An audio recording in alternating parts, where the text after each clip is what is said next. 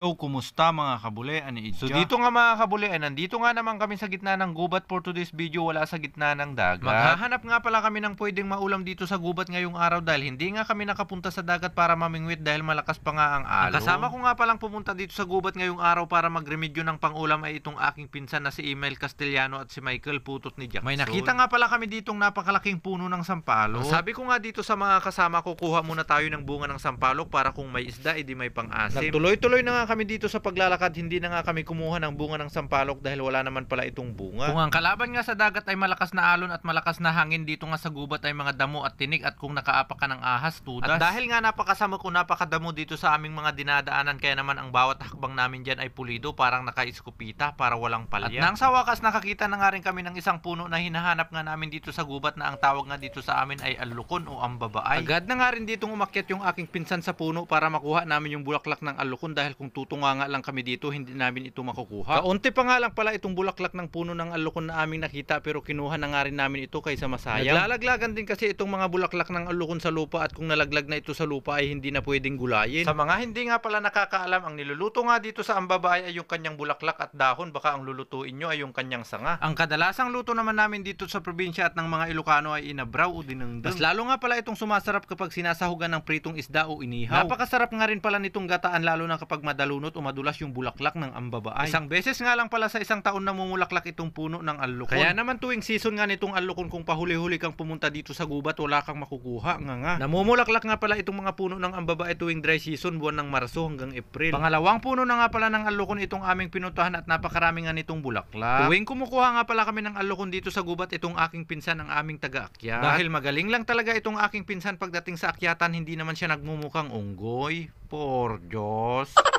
At dito nga mga kabuli, nang naparupo na nga ng aking pinsan yung sanga ng ambabaay, ay pinagtulong-tulungan na nga naming tanggalin yung bulaklak. Hindi pa kasi kami pwedeng lumapit ni Michael dyan para tanggalin itong mga bulaklak ng ambabaay dahil nasa itaas pa nga ng puno itong aking pinsan nagtatagbat. Mahirap na rin kasi baka mabitawan ng aking pinsan yung itak sa itaas habang nagtatagbat. Pag tinamaan kami, dinabunal. Maikwento ko na nga rin sa inyo mga kabuli, noong mga bata pa kami ay ito rin ang isa sa pinagkakakitaan namin. Tuwing nakakarami nga kami noon ng ganito sa gubat ay naibebenta nga namin ito ng 20 pesos bawat supot. Kaya naman tuwing nakakapagbenta nga kami ng ganito noon, kinabukasan ay meron na nga kaming pangbaon sa school. At kung may natira pa nga sa baon, pagdating naman ng hapon ay meron pang pangtaksing kapag nakyong kudkod. Kabataan nga talagang napakasarap balikan, kaya naman kung naranasan nyo nga yung ganito ay pa-comment naman po dito sa video. Marami-rami na nga rin pala dito yung nakuha namin, kaya naman bago pa nga maglupyas umapuno itong aming lagayan ay umuwi na nga rin kami dito. Pagkarating nga namin dito sa bahay ay binuhos na nga namin dito sa batya. At bago nga namin ito paghati-hatian ay kiniwar-kiwar muna namin ito o hinalo-halo. Dalawang klase kasi ang alukon dito sa amin, merong madulas at merong masupra. At dahil napaka-ikli at short nga lang itong video mga kabuli, wala nga muna tayong pa-shoutout. Gusto ko nga lang ulit magpasalamat sa inyo mga kabuli dahil sinubaybayan nyo na naman itong aming maikling pelikula hanggang dito sa dulo. At kung nagustuhan nyo nga ulit itong aming maikling pelikula, sana naman mga kabuli, huwag nyo naman kalimutang i-like at i-share. O siya, hanggang dito na lang po. Kita-kits na lang po ulit tayo next upload.